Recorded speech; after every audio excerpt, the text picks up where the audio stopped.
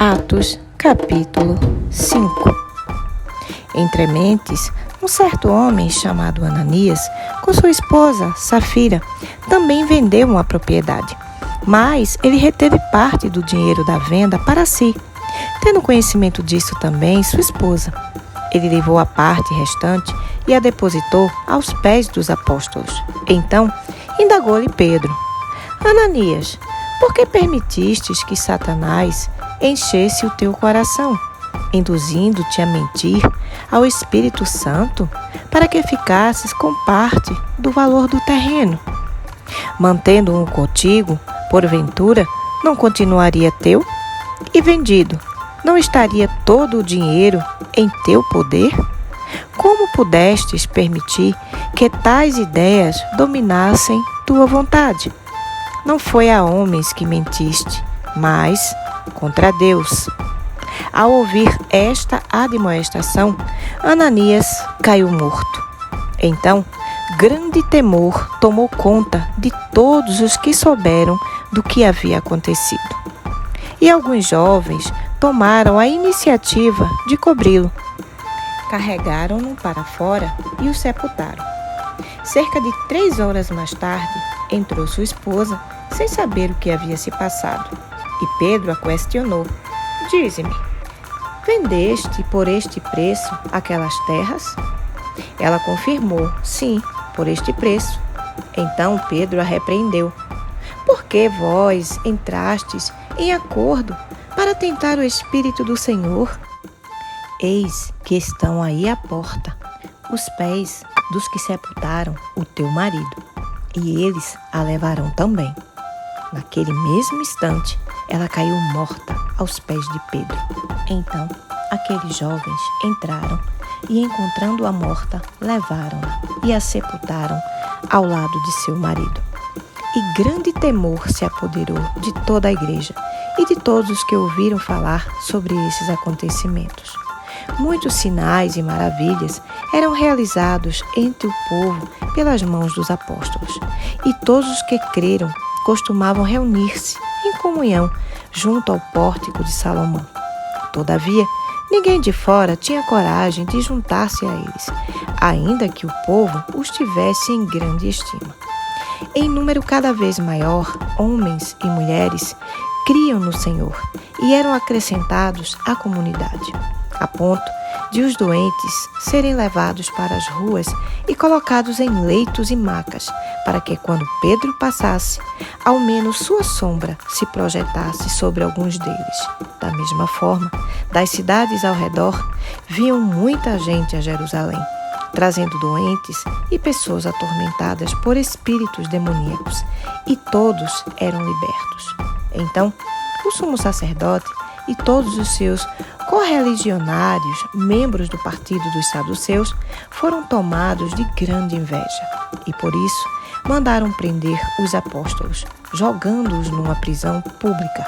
Todavia, durante a noite, um anjo do Senhor abriu as portas do cárcere, conduziu-os para fora e instruiu-lhes: Ide, apresentai-vos no templo e anunciai às multidões todas as palavras da salvação. Assim, ao raiar do dia, eles entraram no pátio do templo como haviam sido orientados e começaram a pregar ao povo. De outro lado, chegando o sumo sacerdote e os seus companheiros, imediatamente convocaram o sinédrio, ou seja, toda a assembleia dos principais líderes de Israel, e mandaram buscar os apóstolos na prisão. Entretanto, ao chegarem à prisão, os guardas não os encontraram ali.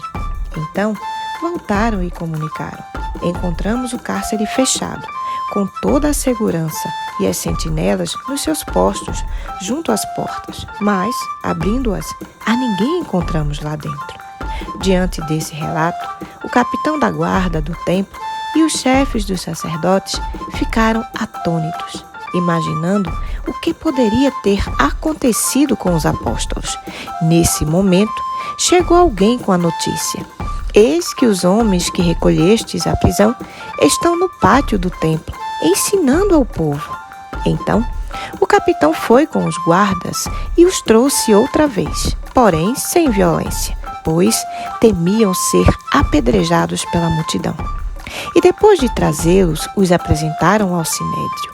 E o sumo sacerdote os interrogou: não vos ordenamos expressamente que não pregasseis nesse nome? Contudo, enchestes Jerusalém dessa vossa doutrina e quereis lançar sobre nós a culpa pelo sangue desse homem?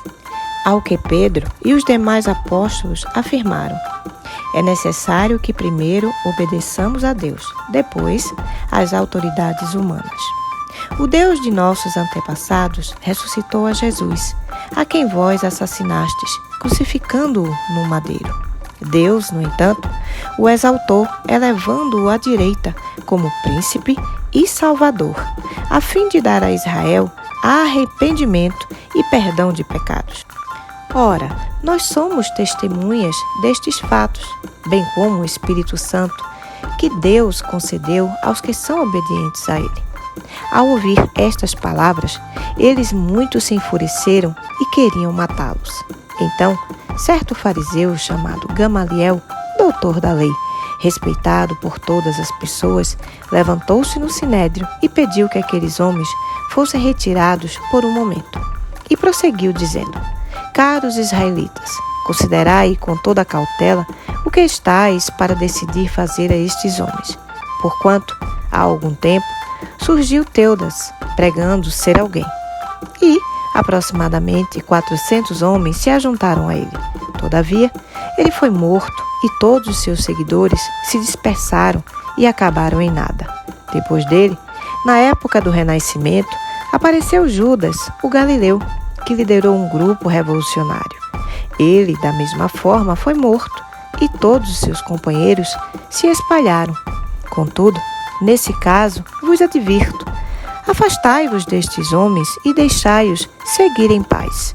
Pois, se a obra ou o propósito deles for de origem meramente humana, perecerá. Se todavia proceder de Deus, não conseguireis jamais impedi-los, pois vos achareis em guerra contra Deus. E as palavras de Gamaliel convenceram a eles. Então, mandaram trazer os apóstolos e ordenaram que fossem açoitados. Depois, exigiram-lhes que não mais falassem no nome de Jesus e os deixaram sair em liberdade. Os apóstolos se retiraram do sinédrio, contentes por haverem sido considerados dignos de serem humilhados por causa do nome de Jesus.